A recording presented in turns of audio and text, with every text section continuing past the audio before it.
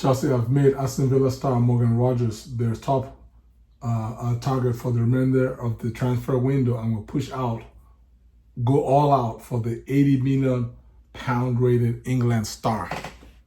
That's not from me, that's from Transfer News Live. Welcome back to Chelsea Godfather. Please subscribe for regular Chelsea related updates. Put this down. Guys, let's talk about Morgan Rogers.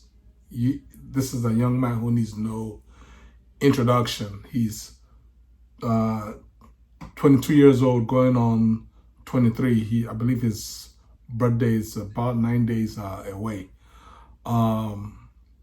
He's a 10. Again, this is almost not unlike Eberechi Eze news from yesterday. He's a 10 that Chelsea, that Maresca is eyeing in terms of, if I can get this guy, I would like to play him at the left wing or left side of my attack. It's more or less on the left side of my attack as opposed to left wing.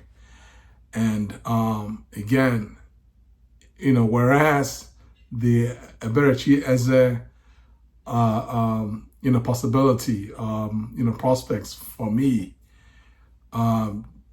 didn't make sense, right? And I explained why in my video, which I'll leave a link, which really for without wasting much time, it's due to his age. Eze is 27, whereas Rogers is 22 going on 23. So Rogers is literally knocking at the door at the perfect age profile. Again, as I mentioned, Eze's £68 million release clause was not really an issue. And in this case right here, Rogers is rated at roughly around £80 million. Again, is it high? It's very high.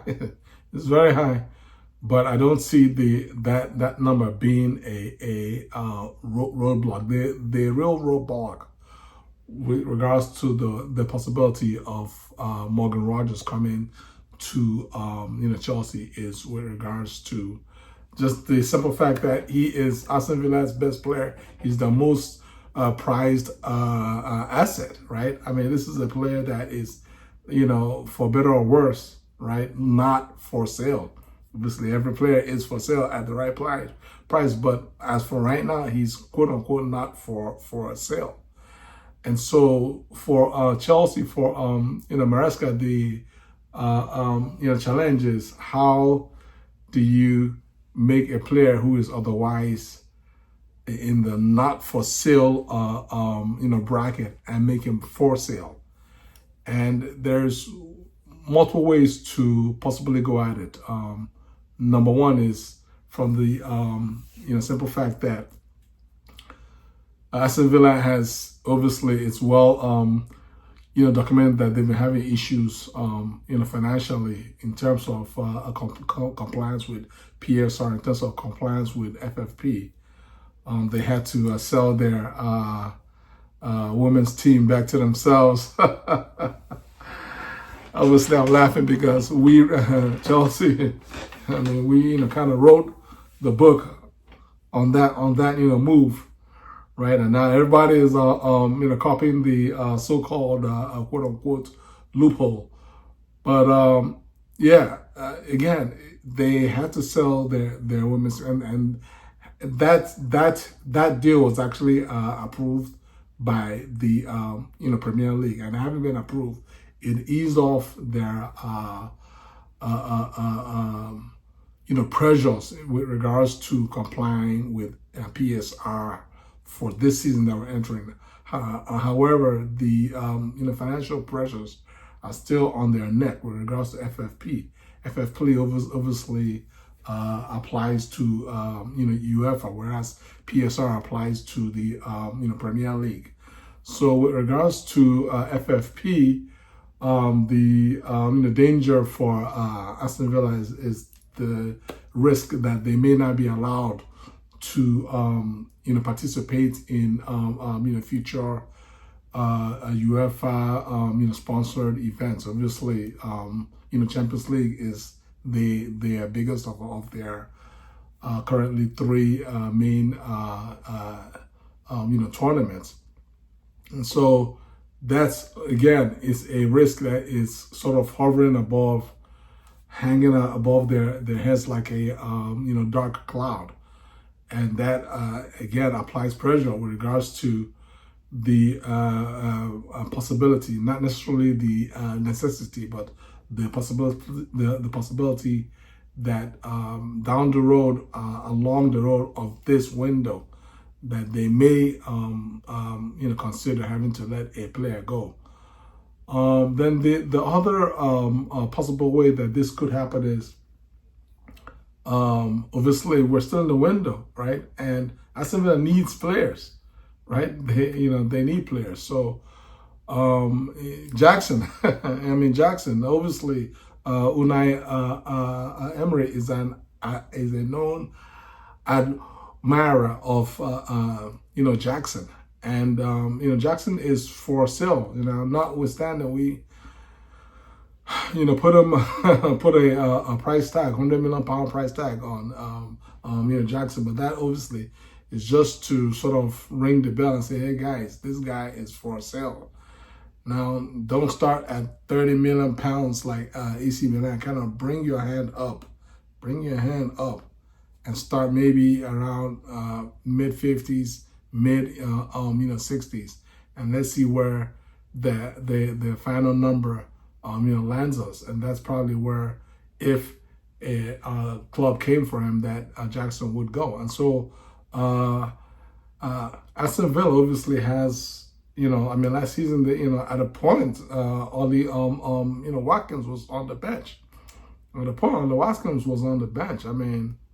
Rashford came on loan, and he ended up being preferred over Watkins. But obviously, Rashford is not Aston Villa's player. He was a loan player, and Aston Villa, due to their financial struggles, were not able to make their loan move a permanent move. So in terms of profile, right? Jackson is the the right profile of striker that Unai Emery likes. And if in fact that Aston Villa does make a move for Jackson, then that may present a possibility of Chelsea being able to make a move for Rodgers, because again, financially they're already having issues. So for you to get one, you're gonna have to drop one in, one out. So if you make a big move, then you have to make another big move out to make it balance. And so that's basically my sort of angle there. Now, how does Morgan Rodgers help Chelsea? Well, it's like we know that Maresca is a tactical maniac, right? We don't know what's, and he's always just thinking of plans and ideas. And so therefore, it makes sense, right, that the type of players that appeal to Maresca are just versatile, quote unquote, Swiss Army knife type players, right? Players like Palmer, players like João Pedro, players like Morgan Rodgers, right? Players that can play all over, inside, outside, right? In the midfield, Enzo, he can play in the midfield, he can play at 6. Caicedo can play anywhere in our midfield, right? Those are the type of players that appeal to Enzo, because it really opens up his entire playbook of tactical options during a game. And so therefore he can make changes, he can make a lot of changes without necessarily having to make personnel moves off of the bench. And that's the whole idea. And so let's keep our eyes open now. Now, how do I feel? What do I feel in terms of the possibility of Morgan Rogers coming to Chelsea? Now, again, as I mentioned earlier, as opposed to the Eberechi Chiesa deal, which I didn't see that deal happening, the Morgan Rogers deal is a deal that actually makes sense. Now, will it happen? It's right now, and if you ask me right now, it's less than a 50% chance. It's less than 50-50. It's quite still a long way from happening. I would say right now it's about between 20 to 25% chance. 20 to 25%, and it's still a long way.